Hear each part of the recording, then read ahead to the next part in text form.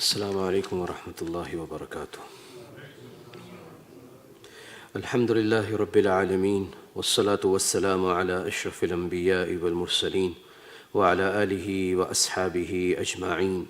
أما بعد فأعوذ بالله من الشيطان الرجيم. بسم الله الرحمن الرحيم. يا أيها الناس اتقوا ربكم إن زلزلة الساعة شيء عظيم. وقال رسول الله صلى الله عليه وسلم: إن من أعلام الساعة وأشراطها أن يعمر خراب الدنيا ويخرب عمرانها، أو كما قال عليه الصلاة والسلام. صدق الله العظيم وصدق رسوله النبي الكريم، ونحن على ذلك من الشاهدين والشاكرين، والحمد لله رب العالمين. سبحانك لا علم لنا إلا ما علمتنا إنك أنت العليم الحكيم. رب اشرح لي صدري ويسر لي أمري واحلل عقدة من لساني يفقه قولي رب زدني علما. Respected elders and brothers, indeed it's a huge blessing of Allah subhanahu wa ta'ala upon all of us that He has made us human beings, the best of all the creations. Another great blessing of Allah, He gave us this kalima la ilaha illallah Muhammadur Rasulullah in the lap of our mothers without any sacrifice, without any request. And another great blessing of Allah, He sent us in the Ummah, the nation of Rasulullah sallallahu alaihi wasallam. The last nation to come on the face of this earth, but the first nation to enter Jannah on the Day of Judgment. For this we should be thankful to Allah subhanahu wa ta'ala. And we have been discussing the intermediate signs. As we discussed before, the early signs are those that happened once or twice, were not recurring, and it passed away. Intermediate signs are those that keep on recurring, and their intensity, their volume is different in different parts of the world. There would not be only one intermediate sign in one corner of the world or one country of the world. These signs will be happening in the far corners of the world. Okay? So these are the intermediate signs, and they will end when the time for the 10 major signs would come. So many different things are there that are mentioned in these intermediate signs. This is the hadith of Tabrani and Ibn Asakir. Ibn Atiyya Sa'di rahimahullah narrates this. Rasulullah sallallahu alayhi wasallam said, Inna min a'lami sa'ati wa ashratiha. Indeed, it is from amongst the signs of the Day of Judgment, an yu'mar kharabud dunya, that empty, barren lands will become inhabited.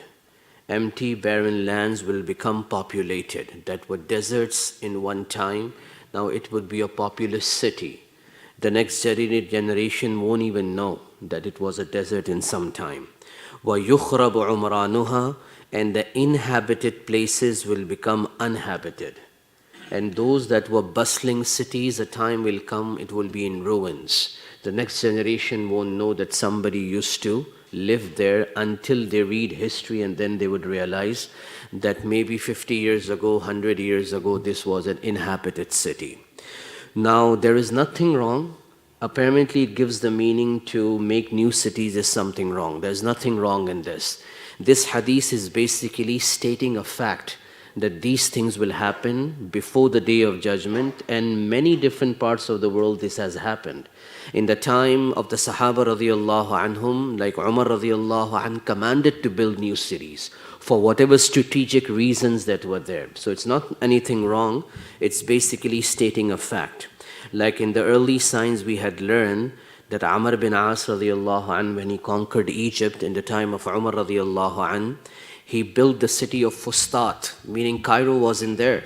He laid the foundation for current-day Cairo, but that city of Fustat was on the south of current-day Cairo. Then when the Fatimids came into power, those who made the University of Al-Azhar, they didn't like this because Amr bin As made this. So they laid foundation for another city to the north of that Fustat. And eventually that was named as Cairo. Eventually it expanded so much that it took the southern part of the Cairo also that was originally laid down by Amr bin As. So today the city of Cairo includes the one that was built by Amr bin As radiallahu an and by the Fatimids also. So Umar radiallahu, this was upon the direction of Umar radiallahu an. When the Persian lands were conquered, Umar radiallahu an sent Salman al-Farsi radiallahu an to one direction and another Sahabi to another direction. And they were commanded to choose the place for two new cities. On the banks of Tigris and Euphrates, the two major rivers of Iraq, two cities were established, Basra and Kufa. There was a time when more than 1,500 Sahaba radiallahu an were living in one time in the city of Kufa. These both cities were garrison cities for the armies of the Muslim Empire. So cities were made, were populated, were established. This is not anything wrong. But basically it's stating a fact, a prophecy of Rasulullah sallallahu alaihi wasallam that this will happen before the day of judgment. And many scholars came from these two cities. Kufa became one of the main junctions, one of the main capitals of Islamic knowledge. Imam Sha'bi rahimahullah, the great hadith scholar, is from Kufa. Imam Abu Hanifa rahimahullah, the great faqih, jurist, is from Kufa. Hasan al-Basri rahimahullah, the cream of the tabi'een, who was brought up in the lap of the mother of the believers, Salama radiyallahu anha, eventually settled in Basra. Once a Bedouin entered Basra, this is a very famous sentence. Once a Badawi, a Bedouin, a new person entered Basra and he asked the people that, who is your leader? The people said, Hasan al-Basri is our leader. He said, what made him a leader? Why do you take him as a leader? They said, he doesn't need anything from us, but we are in need of him. He doesn't need anything from us, meaning so much aloof from the dunya. But we are in need of him. So Hasan Basri is from Basra. Asim Kufi rahimahullah, the great scholar of qira'ah, those who are in the field of qira'ah, the Saba Ashara, the 7 or 10 qira'ahs of the Quran, know Asim Kufi rahimahullah. See, these are just examples, the great luminaries that were born and were raised in these cities. Kufa also was the capital of the Muslim Empire. In the time of Ali radiallahu anhu, he moved the capital from Medina Munawwara to eventually Kufa.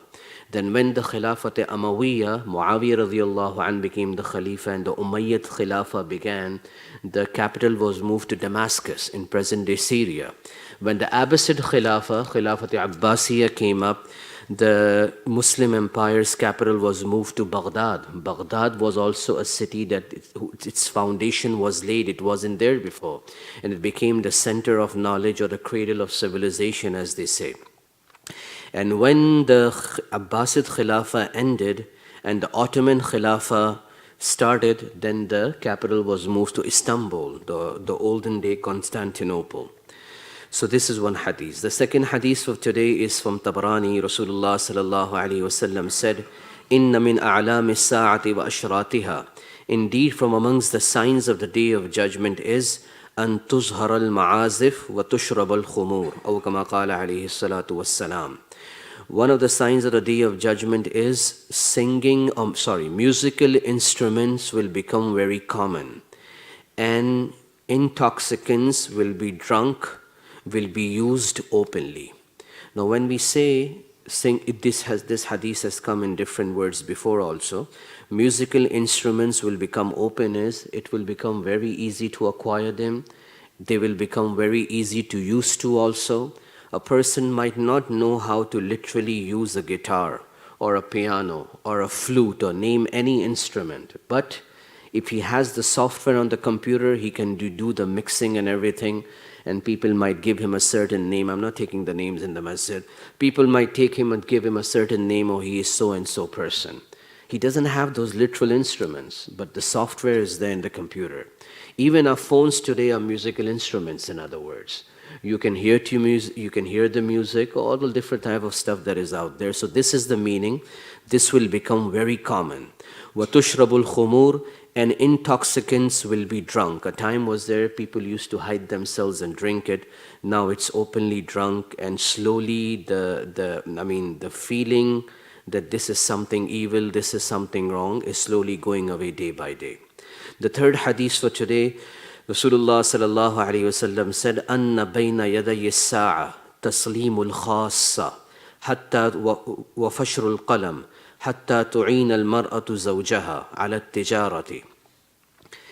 This is the hadith of Bukhari. Abdullah ibn Mas'ud radiyallahu anhu narrates, before the day of judgment, trade and business will spread. Trade and business will spread to such an extent that a wife will help her husband in continuing the business or running the business. Apparently, once again, the words seem to say that the wife cannot help the husband. The wife can surely help the husband. We'll go in the details, inshallah. I'm not touching upon this topic, but just to elaborate as much as needed as far as this hadith is concerned. So once again, it's stating the fact. What it really wants to tell us is trade and business will spread and will become easy. Not all of us can buy brick and mortar shops. Not all of us have the money to put inventory in the shops. But most of us can open up a store on eBay. Most of us can open up a store on Amazon. Most of us can develop a website and start selling stuff. So in other words, e-commerce will become very easy. This is one of the signs of Day of Judgment, and it's happening. And nothing wrong in this as long as it's done within the Islamic rulings. We are not compromising our deen. So what does it mean that the wife would help the husband in the business? Mean like it's today. A wife who doesn't want to compromise her deen, who doesn't want to compromise her chastity and modesty, can still help her husband while staying in the house, ordering on the computer, receiving the orders, packing the boxes. Everything can be done within the confines of the house or within the confines of the warehouse. So this is the meaning as far as she doesn't do it at the cost of her deen or at the cost of the family life. Now, as far as what's the extent of the women folk, our mothers and our daughters and our wives and our sisters going out and doing jobs, I'm not talking about this today. This is a totally different and complex subject. So this is as far as the elaboration of the hadith is concerned. Second thing mentioned in the hadith is وَقَطْعُ الْأَرْحَامِ, severing the ties of kinship. One of the signs of the Day of Judgment is people will not fulfill the rights of their relatives, will not join the ties of kinship. Ties of kinship in easy word means those ties that are because of the blood relation. Your brothers, your sisters, your chacha, your maternal uncles, your paternal uncles, your maternal aunt, your paternal aunt, your nieces and your nephews, these are all within the circle of the ties of kinship. And all have rights upon us. If we are not fulfilling their rights, that this means we are severing the ties of kinship. And the hadith of Rasulullah sallallahu alaihi wasallam is explicit on this. A person who severs the ties of kinship, Allah will deprive him of His mercy on the Day of Judgment. Okay? May Allah save all of us from this. Ameen. So every once in a while, we should look into ourselves and ask ourselves, how many relatives do we have? One of the scholars that used to come in this masjid also, Sheikh Harun Abbas Umar rahimahullah, the Sheikh al-Hadith in South Africa, passed away a year ago in the COVID times. You might have heard him saying, he usually used to say in his bayans, that if a person doesn't have the list of his relatives, he will not fulfill the right of his relatives. Why? Because if you don't know that how many relatives you have, how are you going to fulfill their rights? So every once in a while we need to review, especially our sons and daughters that are growing up in this part of the world. How many times do we sit down with them? I know certain brothers in the community, in other words, they don't feel like going to vacation, they don't really want to visit their relatives, but just to train their kids, just to show their kids that these and these people are our relatives, they take their kids to their relatives' houses. So this next generation would know that this is also one of the teachings of Islam. So this is the signs of the Day of Judgment, that people will sever the ties of kinship. And it's somewhat related, the ulama say, to the previous sentence in this hadith. People will get so much involved in their jobs that they won't be seeing their relatives. And this is happening today. I'm part of this. We all part of this. Once again, don't get me wrong. We try to come up with excuses, a barbecue party or something to get together. For the last 5 months, we are not able to see each other. Let's gather on the name of a party, so this way we will meet each other. It's nothing wrong, alhamdulillah. Do ikram, feed the people. One of the signs of a believer is he feeds the people. Okay? He gives salam to the people. But we shouldn't be looking for excuses. It doesn't take a while. It doesn't take 5 minutes just to text someone, Assalamu alaikum, it's been a while, we have spoken, how is everything? Just pick up a phone and call him or her. That how are you? Is there anything I can help you with? This is also fulfilling the rights of kinship. So this is the second thing that is mentioned in this hadith. That's why the ulama say, earning halal should also be with i'tidal. I'tidal means moderation. Don't increase your job and business to such an extent that it is on the expense of your ties of kinship or expense of your children or expense of your family members. The third thing that is mentioned in the hadith is وَفَشْرُ الْقَلَمِ. The literal meaning is the pen will become proliferated. What does it mean? Like they say in English, every Tom and Harry can write a book. Substance will go down. Very few books will be there of substance. Anybody can pick up the pen and write a book, and today you don't even need to publish it. Go to the printing houses. You can write an e-book and put it on Kindle. In other words, it will become very easy. 20 years ago, if you wanted to publish a book, you need to have investment. You need to take a loan from the people, get 500 copies printed, and if you're not able to sell those copies, you are lost. You would end up in debt. You would never be able to stand up again. But today this is not needed. It's becoming easy day by day. That's why the substance of the books are going down. Okay? If you look into this field, hundreds and thousands of new titles are published every year by the 5 or 6 major publishing houses of the world. But majority of them don't even come to the shelves. Why? Because the substance is not there. So this is once again stating a fact that this is one of the signs of the Day of Judgment. An appearance of false testimony. What does it mean? You can literally buy people to give false testimony in the courts for you. You can buy people in certain countries to vote for you also. This is the meaning of false testimony. Concealing true testimony. People will know the truth, but maybe because of the fear of their life, because of the fear of the losing of money, because of the fear of losing respect in the community, they won't be able to stand up and give the correct testimony that these are the facts and this is what I saw with my own eyes and this is what has happened. So once again, all these things are there in the world today, and this is the prophecy of Rasulullah sallallahu alaihi wasallam. I'll quickly translate in Urdu inshallah and then we'll move forward. क़यामत की निशानियाँ, दरमियानी निशानियों का जिक्र हो रहा था. आज की पहली हदीस तबरानी की रिवायत है. We have a couple of hadiths remaining. I'll do the translation and then continue in English inshallah. तबरानी की रिवायत है इब्न अतिया सादी रहमहुल्लाह से कि आप सल्लल्लाहु अलैहि वसल्लम ने फरमाया, जिसका मफ़हूम क़यामत की निशानियों में से एक निशानी ये भी है कि गैर आबाद इलाक़े आबाद हो जाएंगे और आबाद शुदा इलाक़े गैर आबाद हो जाएंगे. क्या मतलब है इसका? जहाँ पे एक ज़माने में रेगिस्तान वीराना था, कोई नहीं रहता था सालों साल से, वहाँ नए शहर बन जाएंगे. 50 साल के बाद पिछली नस्ल को पता भी नहीं होगा कि यहाँ पे कभी रेगिस्तान था, और वो शहर जो साला साल से आबाद थे वो खंडर और वीराना बन जाएंगे. दोनों की मिसालें दुनिया में मौजूद हैं. अब इसका मतलब ये नहीं कि नए शहर आबाद करने की इजाज़त नहीं है. ये हदीस हमें सिर्फ़ एक हकीकत बता रही, क़यामत से पहले ऐसे वाक़यात होंगे और हुए. ख़ुद उमर रज़ी अल्लाह अन्हु ने कई शहर आबाद किए. अमर बिन आस रज़ी अल्लाह अन्हु ने जब मिस्र फ़तह किया तो जो है उस वक्त काहिरा जो आज मिस्र का दारुल हुकूमत है, ये शहर था नहीं, इसका कोई नामो निशान नहीं था. फुस्तात के नाम से एक शहर नया अमर बिन आस रज़ी अल्लाह अन्हु ने आबाद किया. जब जो है फ़ातिमीद्स जो शिया थे उनकी हुकूमत आई, उन्हीं ने अल-अज़हर यूनिवर्सिटी भी बनाई, तो उनको वो पसंद नहीं आया अमर बिन आस रज़ी अल्लाह अन्हु का शहर आबाद करना. तो उन्होंने उसकी शुमाल में एक और शहर आबाद किया जिसका नाम काहिरा पड़ा, जो नाम अभी भी इस्तेमाल होता है.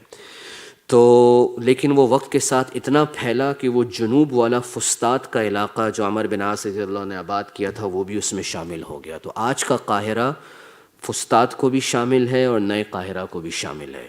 इसी तरीके से जब इराक़ फ़तह हुआ, फ़ारिस की हुकूमत गिरी, تو عمر رضی اللہ عنہ نے 2 صحابہ کو بھیجا، ایک سلمان الفارسی رضی اللہ عنہ اور ایک دوسرے صحابی، کہ دجلہ اور فرات کے کنارے 2 شہروں کو آباد کرنا ہے۔ اور وہ دونوں شہر آباد ہوئے۔ ابتدا میں وہ فوجی چھاؤنی تھی۔ کوفہ کے اندر ایک وقت میں 1500 صحابہ رضی اللہ عنہم رہا کرتے تھے۔ پھر کوفہ اور بصرہ جو ہے علم کا مرکز بنے۔ اب تو وہ کیفیت نہیں رہی بہت سال سے، لیکن اس زمانے میں وہ علم کا مرکز تھے۔ امام شعبی رحمہ اللہ جو حدیث کے بڑے امام ہیں وہ بھی کوفہ سے تھے، امام ابو حنیفہ رحمہ اللہ وہ بھی کوفہ سے تھے، حسن بصری رحمۃ اللہ علیہ بصرہ سے تھے، عاصم کوفی جو قرات کے بڑے اماموں میں سے ہیں وہ بھی کوفہ سے تھے۔ تو یہ علم کے مراکز بنے، تو جس سے پتہ چلا کہ اس میں کوئی خرابی نہیں ہے، لیکن یہ قیامت کی نشانیاں بتانا مقصود ہے۔ کوفہ کو پھر علی رضی اللہ عنہ نے اپنے دارالخلافہ بھی بنایا۔ جب معاویہ رضی اللہ عنہ خلیفہ بنے، خلافت امویہ شروع ہوئی، تو دمشق کو، ڈماسکس جس کو کہتے ہیں جو آج کل سیریا کے اندر ہے شام میں، وہ دارالخلافہ بنا۔ جب خلافت عباسیہ شروع ہوئی تو بغداد کی بنیاد رکھی گئی، وہ بھی جو ہے وہ علم کا مرکز بنا، وہ دارالخلافہ بنا۔ جب خلافت عثمانیہ آئی تو پھر استنبول کو دارالخلافہ بنایا گیا، تو یہ نئے شہر آباد ہوئے۔ دوسری حدیث طبرانی کی روایت ہے، آپ صلی اللہ علیہ وسلم نے فرمایا، جس کا مفہوم ہے قیامت کی نشانیوں میں سے ایک نشانی ہے کہ گانا بجانے کے آلات ظاہر ہو جائیں گے، یعنی کھل کے سامنے آ جائیں گے، بہت آسان ہوگا ان کو خریدنا استعمال کرنا، اور کھل کے عام طور پہ شراب پی جائے گی۔ دونوں چیزیں ہمارے سامنے ہیں کہ یہ چیزیں ہو رہی ہیں۔ کھل کے گانے کے آلات کا سامنے آ جانا یا ظاہر ہو جانے کا مطلب یہ ہے کہ ایسا زمانہ ہوگا کہ گانے کے آلات کو اٹھانے کی بھی ضرورت نہیں پڑے گی، سیکھنے کی بھی ضرورت نہیں پڑے گی، ایک چھوٹی سی چیز سے ساری وہ آوازیں نکلنا شروع ہوں گی، جس کو آج کل ہم سافٹ ویئر کہتے ہیں، کہ ایک سافٹ ویئر لیا، اس کو کمپیوٹر میں ڈالا، ہر طرح کی آوازیں نکل آئیں گی اور جو بنانا ہے وہ بن جائے گا۔ ٹھیک ہے، تو یہ مقصد ہے حدیث کا۔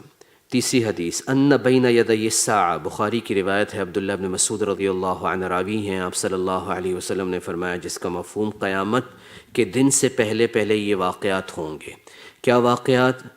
تجارت بہت عام ہو جائے گی، یہاں تک کہ بیوی اپنے شوہر کی مدد کرے گی تجارت میں۔ اب ظاہری طور پہ اس کا مفہوم یہ نکلتا ہے کہ خدا نخواستہ کوئی غلط بات ہے بیوی کا مدد کرنا اپنے شوہر کی، اس میں کوئی غلط بات نہیں ہے، اگر وہ شریعت کے اصولوں کو نہیں توڑ رہی اور جو ہے اپنی دین کی اور گھر کی زندگی کی حفاظت کے ساتھ وہ کاروبار کرتی ہے تو اس کو اجازت ہے کرنے کی، یہ ایک الگ موضوع ہے، اس پہ آج نہیں جائیں گے، لیکن حدیث کا جتنا مفہوم ضروری ہے صرف میں اتنا عرض کروں گا۔ اب کاروبار عام ہو جائے گا، ہم میں سے اکثر لوگ جو ادھر بیٹھے ہوئے ان کی اتنی سکت نہیں ہے کہ باقاعدہ دکان کرائے پہ لیں یا پراپرٹی خریدیں پھر اس میں مال بھریں اور دکان شروع کریں، لیکن ہم میں سے اکثر لوگ جو ادھر بیٹھے ہوئے اگر ذرا بھی ہمیں کمپیوٹر استعمال کرنا آتا ہو تو ہم ای بے پہ بھی دکان کھول سکتے ہیں، امیزون پہ بھی دکان کھول سکتے ہیں، اپنی ویب سائٹ بھی بنا کے چیزیں بیچ سکتے ہیں، اور گھر کے بچے، گھر کی عورتیں آرڈر لینے میں، آرڈر پلیس کرنے میں، ڈبے بھرنے میں، پیکنگ کرنے میں، ہر چیز میں مدد کر سکتے ہیں۔ یہ مطلب ہے کاروبار بالکل عام ہو جائے گا، اور یہ اب ہمارے سامنے ہے جو ہے کہ دکانیں بند ہو رہی ہیں چونکہ e commerce, on line shopping جو ہے وہ زیادہ بڑھ رہی ہے، یہ ایک علامت ہے۔ وقطع الارحام، رشتہ داریاں ٹوٹیں گی، یعنی لوگ رشتہ داریوں کو نبھا نہیں سکیں گے، ایک تو ایک عام حقیقت ہے، دوسرا اس کے پچھلے جملے سے بھی تعلق ہے کہ لوگ کام میں اور جاب میں اتنا لگ جائیں گے کہ رشتہ داری کے حقوق کو ادا نہیں کر سکیں گے۔ حدیث میں جیسے آتا ہے، آج سے 2-3 ہفتے پہلے ہماری عشاء کی تعلیم میں یہی موضوع چل رہا تھا کہ رشتہ داروں کے حقوق کیا ہیں، تو آپ صلی اللہ علیہ وسلم کی حدیثوں میں سے ایک حدیث ہے کہ جو رشتہ داری کو حق کو ادا نہیں کرتا، قیامت کے دن وہ اللہ کی رحمت سے محروم رہے گا۔ اللہ پاک میری آپ کی حفاظت فرمائے، آمین۔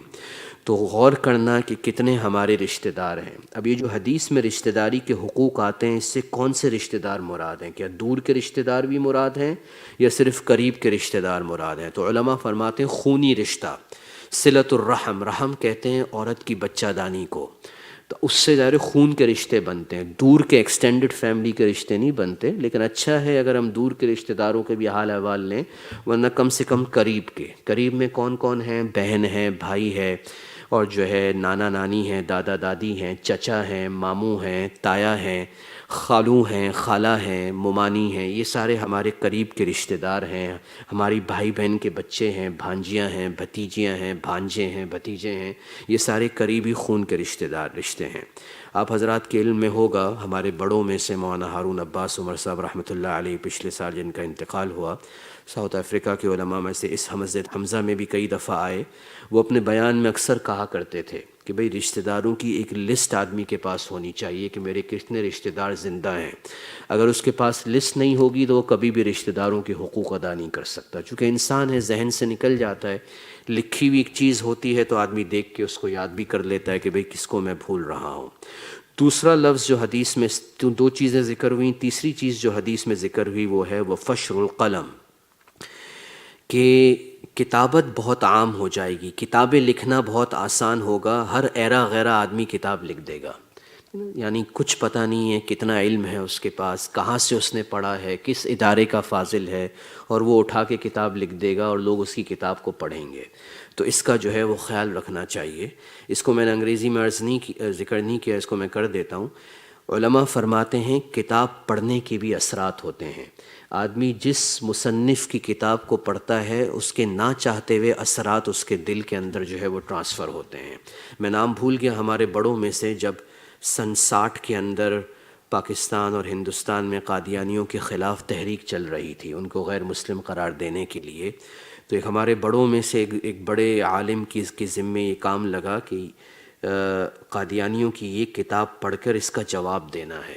تو یہ بات کتابوں میں موجود ہے، شاید واٹس ایپ میں آپ نے یہ میسج دیکھا بھی ہوگا کہ انہوں نے وہ کتاب جو ہے 1-2 راتوں کے اندر پڑھ لی پورا، اور پھر اس کا جواب لکھنا شروع کیا۔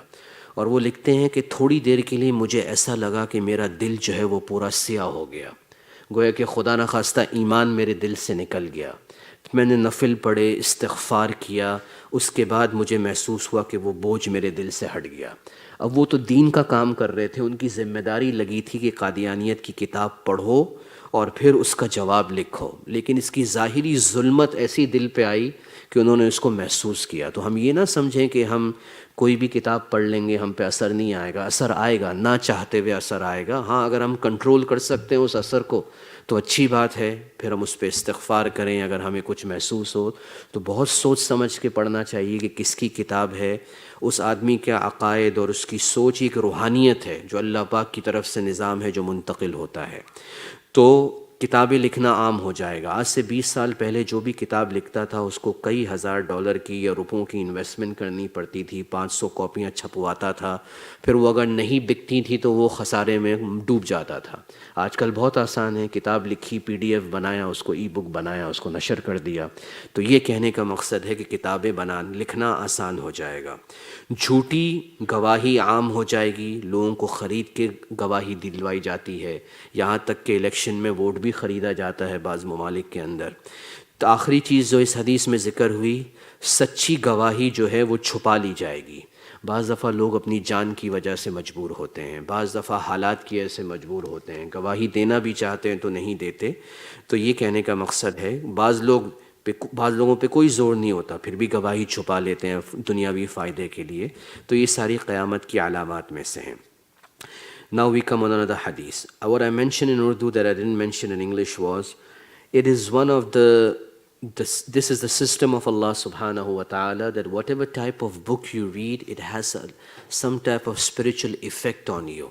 It's related to Fashrul Qalam, that every Tom and Harry will be able to write a book. Under this sentence, the ulama have written that we should be careful which author's book we are reading. We should know whether he is a graduate in his field, who are his teachers, is it really worth reading his book or not? Because the mentality and the mindset with which that author is writing that book, the effect transfers. This is the system of Allah subhanahu wa ta'ala. And if evil intentions were there, it will affect us unless we do istighfar and seek forgiveness from Allah subhanahu wa ta'ala. The hadith of Rasulullah sallallahu alaihi wasallam, Imam Muslim has mentioned this hadith in the muqaddimah, in the introduction, in the preface of Sahih Muslim. What is this hadith? Rasulullah sallallahu alaihi wasallam said, when this nation will declare intoxicants or sharab as nabis, Nabis, those who understand Arabic know nabis is date water or date juice. What used to happen in those days was water wasn't so sweet, or they would, like today, if we don't have sweet water, we buy water bottles. They didn't have this luxury in those days. So what they used to do is, it was used as a tonic also, but it was used for this reason also, to develop some pleasant taste in the water that wasn't so initially pleasant. So they would put a piece of date in a glass of water, or few dates in a big bucket of water, and until the morning some effect of the dates would have come and the water would become pleasant. Now there's a difference of opinion. This is a fiqhi mas'ala also. How long can you keep the dates in it? And if you stay more than that, maybe that water might become intoxicant. So once again, I'm not touching that topic, just to make us understand what nabis is. So Rasulullah sallallahu alaihi wasallam is saying, when my ummah will declare sharab, wine, alcohol as nabis, in other words, they will change the name and declare haram as halal. This is a sign that a day of judgment is nearby, and it is happening today. 1% alcohol is there, or 0.5% alcohol is there, it's fine. So this is declaring haram as halal. And giving different names to interest. People are dealing in interest-bearing transactions, but now the name has changed. This is not interest, this is you are earning profit on it. So that's why we should really be careful when we go into something that is new or something that is contemporary. We should check with the ulama before we go in those transactions. The third thing that is mentioned in the hadith, when tijara, business will be done with zakat. What does it mean, business will be done in zakat? People will take out zakat. $1,000 is my zakat for this year. But they won't give zakat as it is supposed to be given, without receiving any services or good. When somebody donates money to the masjid, the receipt that is given from a non-profit organization is, I'm giving an example. The receipt that is given from a non-profit organization says a disclaimer at the end. No services or goods were provided in return for this donation. This is mentioned there. So this is the meaning. Zakat is not something that you should receive some goods or services in return. But one of the signs of the Day of Judgment is that people will give zakat and they would receive service in return. How does it happen today? People will take out zakat and they will bring in a zakat deserving person and give him some work. Do this work. Do this, fulfill this responsibility for us. And then they will pay him from zakat. That poor guy will think, I am receiving zakat, and this person is giving him as a compensation for the work that person has done. So doing business with zakat, I don't know you have seen this, you have heard about it, but we in positions of Imam have heard it many times. People ask this masala. So this maid is coming to my house back home. I'm talking about 15 years ago. Back home, this maid is coming to my house. Can I use this zakat in her monthly salary? So this has been going for a while. And Rasulullah sallallahu alaihi wasallam prophesied this 1400 years ago. Then the fourth thing that is mentioned in this hadith is that a person will come, that a group of people will come to a person will narrate a hadith or would say something, and he would be lying. And people will get up from that majlis and then narrate that thing in another majlis and say, we heard from so and so person, I don't know his name, but I know his face. He looks like a pious person and he said so and so. Imam Muslim mentions this in his Muqaddimah. Okay? So this is another way, another dalil that we should not take everything from everyone. We should know whom are we listening to, what credentials that person has. In other words, don't visit any website that seems to be an Islamic website and then take from it that I'm doing research. No, it might be a double-edged sword. You don't know who's running it, who's behind the scenes, that information is correct or not. And in the elaboration, in the commentary of this hadith, the ulama say shaitan sometimes comes in the human form and he becomes an alim, or forms the shape of an alim, and he says something and people say, I saw so and so pious person, long beard, I don't know his name, but he was saying so and so nice things. And the hadith is explicit, the Quran is explicit that shaitan comes.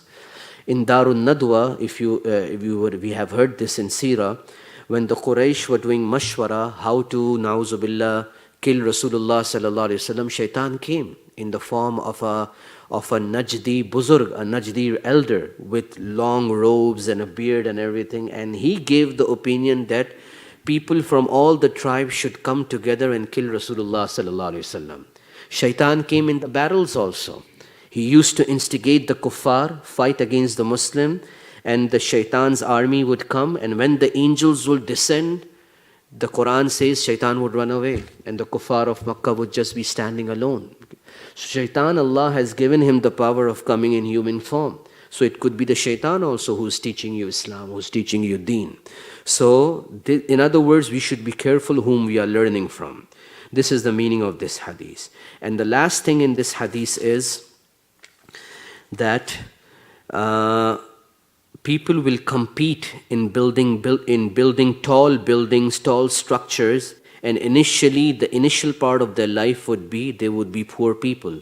This is further elaborated in the hadith of Jibreel of Umar radiallahu anhu that we hear many times, that people who are barefoot, hufatun urat, who are naked, meaning not fully clothed also, who are shepherds, will begin to compete with each other in building tall structures. And this is happening in the far corners of the world. Sometimes we take it literally that this is happening in the Middle East. Literally it's correct, it's happening in the Middle East, but it doesn't really mean that it's only barefooted shepherds who weren't wearing proper clothing also. This was the lifestyle. They used to walk without the slippers. They were Bedouins, they were Badawi people. So one is this aspect of the hadith. The other aspect of the hadith that the ulama, the book that we use for this bayan on Sunday is Imam Barzanji rahimahullah, one of the great scholars of the 12th century. And the name of his book is Ashrat as-Sa'a, from which usually I take the notes. So in the elaboration of this hadith, in the commentary of this hadith, he has written that this doesn't literally mean that it's only shepherds who will now compete. This is one meaning also, and one meaning also, these people would have not aspired for money. They would have not really had this idea that all of a sudden so much money will come. So in other words, when they have the money, once again, I'm not criticizing anyone, don't get me wrong, I'm just narrating Imam Barzanji rahimahullah. At that time, that development wasn't even there when he was there. So he says that since they will get money, they will just use it in useless things. They won't use it for the sake of supporting deen or investing it in the causes of deen, but rather investing it in the causes of dunya. So in other words, I'm just stating the facts. Don't get me wrong. And a living example of this is, I won't take the name of the country. It's a Muslim country. It's a famous country. You might know the name once I say this thing. Every year they spend hundreds and thousands of dollars, maybe little less than $1 million, just to build a Christmas tree. And it's a Muslim nation. And that Christmas tree is considered the best Christmas tree in the world. So this is the meaning of Imam Barzanji. They would be just using that money in useless aspects rather than supporting deen. So both aspects of the commentary of the hadith are there. I'll translate in Urdu and then inshallah that's it for today. We will wrap up. मज़ीद जो है एक और हदीस जो हमने पढ़ी, आप सल्लल्लाहु अलैहि वसल्लम ने फरमाया, जिसका मफ़हूम है, इमाम मुस्लिम ने इस हदीस को जो है वो अपने मुक़द्दमे के अंदर, सही मुस्लिम के मुक़द्दमे में ज़िक्र किया है कि एक वक्त आएगा जब ये उम्मत शराब को नबीस के नाम से पुकारेगी, यानी हराम को हलाल करार दे दिया जाएगा, नाम बदल दिया जाएगा। नबीस कहते हैं खजूर के पानी को। उस ज़माने के अंदर 2 वजूहात से पानी में खजूर डाली जाती थी। एक तो ये होता था कि बहुत देर तक रखते थे तो उससे नशा आ जाता था, ताकतवर पानी बन जाता था। लेकिन उससे ज़्यादातर होता था कि थोड़े वक्त के लिए, एक रात के लिए खजूर को ग्लास में या कुछ खजूरों को मटके में डिबोया जाता था। चूँकि मीठा पानी नहीं होता था तो जो है सुबह तक थोड़ी सी मिठास पानी में आ जाती थी। फिर खजूर को खा लेते थे, पानी को पी लेते थे। इसको नबीस कहते हैं। आजकल भी अगर कोई करना चाहे, बशर्ते कि इतना लंबा ना उसको रोके कि उसमें झाग वग़ैरह या नशे की कैफियत हो जाए, तो बिल्कुल ताकत के लिए कर सकता है। अब ये शराब नहीं है, लेकिन एक ज़माना आएगा, आप सल्लल्लाहु अलैहि वसल्लम ने फरमाया कि ये उम्मत नबीस, शराब को नबीस का नाम देगी, यानी हराम को भी हलाल करार दे देगी। ये क़यामत की निशानी। और आजकल हो रहा है कि भाई 1% अल्कोहल है, इसके अंदर हम पी सकते हैं। अल्कोहल चाहे 1% हो, चाहे 2% हो, जितनी भी हो, अल्कोहल है। और उलमा उसकी मिसाल ख़राब है। उलमा उसकी मिसाल यूँ देते हैं कि پورا پاک پانی ہو، اس میں ایک قطرہ بھی اگر جو ہے پانی کی بالٹی میں پیشاب گر جائے تو وہ پانی ناپاک ہو جاتا ہے، ہم وضو نہیں کر سکتے اس سے. تو 1% بھی اگر الکوہول ہے تو وہ پوری کی پوری چیز ناپاک ہے، وہ شراب ہے. اور اسی طریقے سے نہ آپ حضرات کے ذہن میں سے ہو سکتا ہے بعض یہ سوال ہے، میں اس موضوع کو نہیں جا رہا ابھی. بعض فقہا نے اس کی اجازت دی ہے کہ 1% سے کم اگر شراب کا حصہ ہو تو وہ جائز ہے کہ نہیں. یہ علماء سے پوچھنے کی بات ہے، اگر کسی کو پوچھنا ہو تو وہ پوچھ سکتے ہیں انشاءاللہ. مزید دوسری چیز جو اس حدیث میں ذکر کی کہ سود کے معاملات کو جائز قرار دے دیا جائے گا، دوسرا نام دے دیا جائے گا.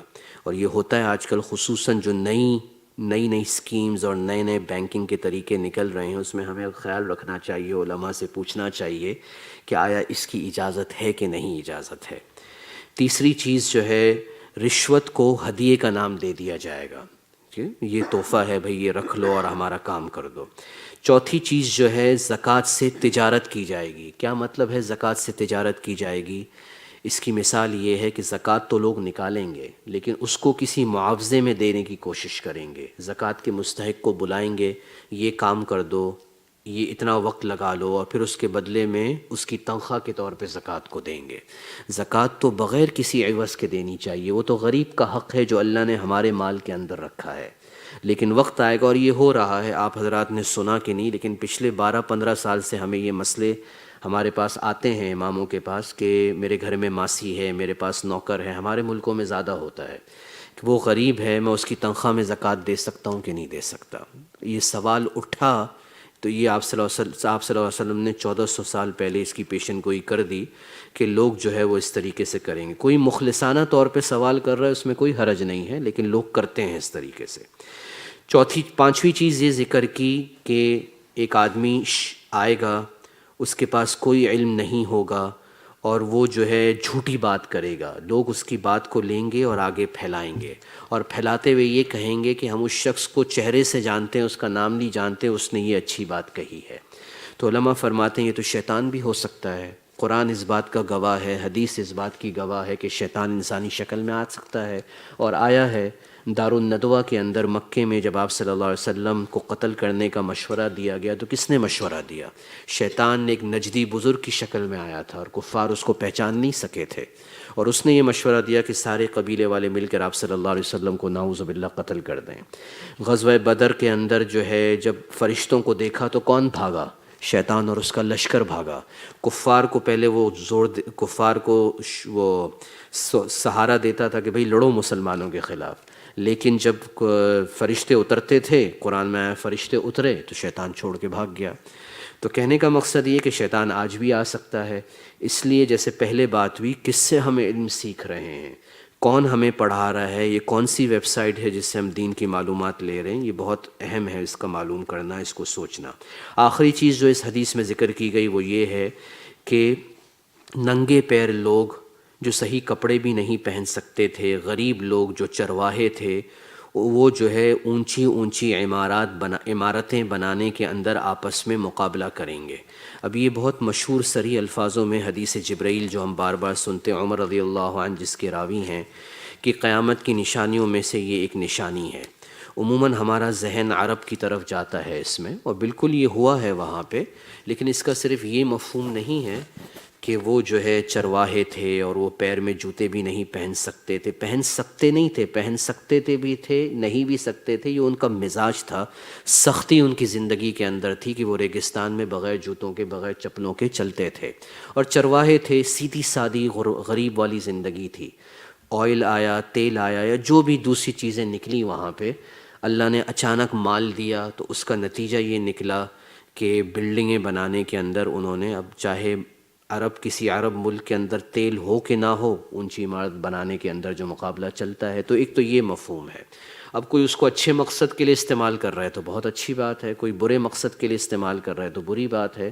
آپ صلی اللہ علیہ وسلم نے صرف ایک حقیقت بتائی کہ قیامت سے پہلے یہ ہوگا. یہ عمومی تشریح ہے جو ہم سنتے ہیں. علماء نے اس کی ایک دوسری تشریح بھی لکھی ہے جس کتاب سے ہم اس بیان کی تیاری کرتے ہیں. امام برزنجی رحمہ اللہ بہت مشہور عالم 12ویں صدی کے گزرے ہیں. اشراط الساعہ عربی میں ان کی کتاب کا نام ہے، جس سے عموماً میں تیاری کرتا ہوں اس بیان کی. تو انہوں نے اس کی تشریح حدیث کی یہ لکھی ہے کہ اس کا ایک مفہوم حدیث کا یہ بھی ہے کہ ایسے لوگوں کے پاس اب دوبارہ کسی کو کہنا مقصود نہیں ہے، ہم اب دوسروں پر انگلی اٹھانے سے پہلے میں اپنی کیفیت دیکھوں، ہم اپنی کیفیت دیکھیں کہ ہمارا کیا حال ہے. میں صرف ایک تشریح آپ تک نقل کر رہا ہوں، اور یہ اس وقت کی بات ہے، امام برزنجی نے اس وقت یہ تشریح لکھی جب یہ بلڈنگیں بننا بھی نہیں شروع ہوئی تھی. 12ویں صدی کی بات ہے، اور اب 15ویں صدی کے اندر چل رہے ہیں. 12ویں یا 13ویں صدی کی بات ہے. تو انہوں نے لکھا ہے کہ اس کا مفہوم یہ ہے کہ جب یہ اچانک مال آئے گا، انہوں نے امید نہیں کی ہوگی مال حاصل کرنے کی، ان کو گمان بھی نہیں ہوگا کہ اتنا مال ایک دم سے آ جائے گا، لیکن جب مال آئے گا تو وہ صحیح جگہ پہ اس کو نہیں لگائیں گے، اسلامی مقاصد میں نہیں لگائیں گے، اسلام کو فروغ دینے میں نہیں لگائیں گے، فالتو چیزوں میں لگائیں گے، جیسے بڑی بڑی بلڈنگوں کو بنانا. اور اللہ سب پہ رحم فرمائے، آمین. ہمارے سامنے ہے، میں نام نہیں لے رہا، مسلمان ممالک میں سے ایک ملک ہے جو پچھلے کئی سالوں سے پوری دنیا میں سب سے بڑی کرسمس ٹری بناتا ہے، اور تقریباً کوئی 5-6 لاکھ ڈالر آرام سے اس کے اوپر خرچ ہو جاتے ہیں. آپ لوگوں کو وہ نام بھی ذہن میں آ گیا ہوگا میرے اس کہنے سے، یا آن لائن جا کے آپ ڈھونڈ سکتے ہیں. تو یہ کہنے کا مقصد ہے اللہ نے جو دولت دی اس کو فالتو خرچ کرنا یہ قیامت کی نشانیوں میں سے ایک نشانی ہے. جو کچھ کہا گیا سنا گیا، whatever was said and heard, may Allah subhanahu wa ta'ala give us understanding of these things. Ameen. Subhanallah wa bihamdih, subhanak Allahumma wa bihamdik, nashhadu an la ilaha illa anta nastaghfiruka wa natubu ilayk.